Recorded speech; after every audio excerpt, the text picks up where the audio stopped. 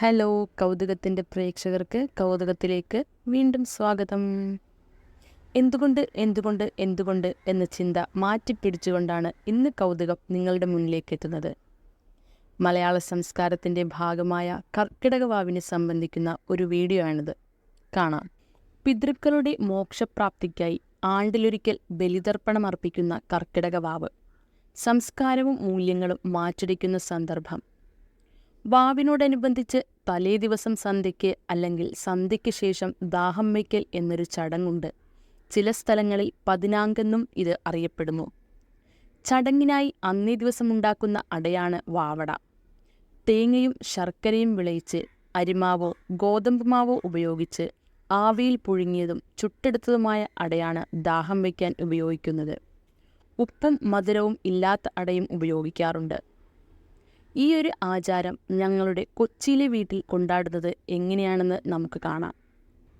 വീടും പരിസരവും ശുദ്ധിയാക്കുന്നതിനൊപ്പം ശരീരശുദ്ധിയും വരുത്തിയാണ് ചടങ്ങുകൾക്കുള്ള ഒരുക്കം തുടങ്ങുന്നത്. ആദ്യം അടയ്ക്കുള്ള തയ്യാറെടുപ്പാണ്. അമ്മയാണ് ഉഷാറായി കാര്യങ്ങൾ മുൻകൈയെടുത്ത് ചെയ്യുന്നത്. ചിരകിയെടുത്ത തേങ്ങ ശർക്കരപ്പാനിയിലിട്ട് ചെറുതായി വരട്ടിയെടുത്തു. അല്പം ഏലക്കയും ജീരകവും പൊടിച്ചത് ചേർത്തു. തിളച്ച വെള്ളം ഗോതമ്പ് പൊടിയിലേക്കും അരിപ്പൊടിയിലേക്കും ഒഴിച്ച് ഇളക്കി അടയ്ക്കുള്ള മാവുകൾ 2 തരത്തിൽ തയ്യാറാക്കി. ഇനി അട പരത്താൻ തുടങ്ങാം. കഴുകിയെടുത്ത വാഴയിലകൾ തുടച്ചു വൃത്തിയാക്കി അട പരത്തിത്തുടങ്ങി. ഗോതമ്പിൻ്റെ വേറെ, അരിയുടെ വേറെ, പുഴുങ്ങാനുള്ളത് വേറെ, ചുടാനുള്ളത് വേറെ എന്നിങ്ങനെ പല വിഭാഗമാക്കി വെച്ചു. ഒരു സൈഡിൽ ആവിയിൽ അട വെന്തപ്പോൾ മറു സൈഡിൽ ചുട്ട അട റെഡി. ഇനി അടുക്കളയിൽ നിന്നിറങ്ങാം.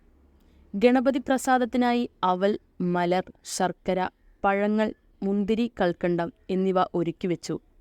ദാഹം വയ്ക്കാനുള്ള കരിക്കും നവധാന്യം വറുത്തതും റെഡി.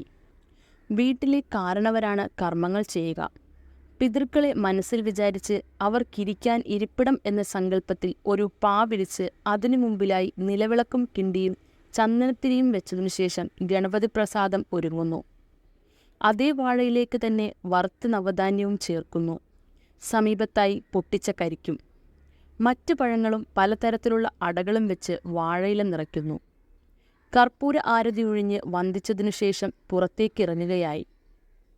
സ്വീകരിക്കാനായി ഉമ്മറം വരെ ചിരാതുകൾ കത്തിച്ചു വെച്ചു. ഇനി ദാഹം വെച്ച മുറിയുടെ വാതിലുകൾ പൂട്ടാം. അല്പസമയത്തിനു ശേഷം വെള്ളം തെളിച്ച് ദാഹം വെച്ചവ എടുക്കാം. കുടുംബാംഗങ്ങൾ എല്ലാവരും ഒരുമിച്ച് അവ വീതിച്ച് കഴിക്കുകയും ചെയ്യുന്നു. ഇതിന് പിറ്റേ ദിവസമാണ് പിതൃമോക്ഷത്തിനായി ബലിയിടുന്നതും ശേഷം വീതി വയ്ക്കുന്നതും. ഞങ്ങളുടെ നാട്ടിലെ വാവൊരുക്കം ഇങ്ങനെയാണ്.